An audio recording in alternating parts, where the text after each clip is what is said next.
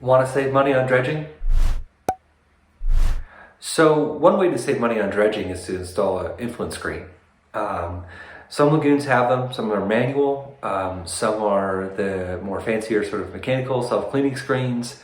The reason is because a lot of what comes into a lagoon can be things like rags, as we all know, can be things that do not find their way into the sludge blanket and will not break down very easily. And so if you put a screen, you can take those out up front, put them in a trash can, send them to the landfill, which is really where they should be, ultimately, for the best way to treat them. Now, when you do that consistently over a long period of time, you find that your sludge does not build up very quickly, and therefore you don't need to remove it as often. And that's a big money saver right there. Not to mention that these rags and these materials can build up on your aerators. They can damage your aerators, they can lock up your surface aerators, they can damage your diffused aerators.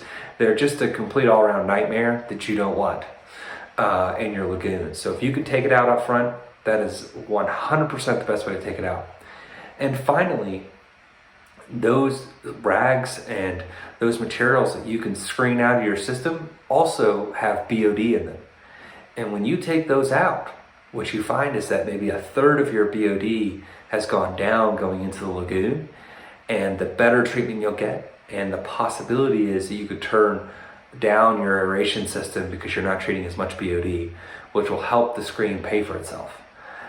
So between removing rags and lowering your overall sludge volume to lowering your BOD, I really believe that a screen will pay for itself over a period of time and is a valuable tool in helping to improve lagoon treatment and save you money in the long run.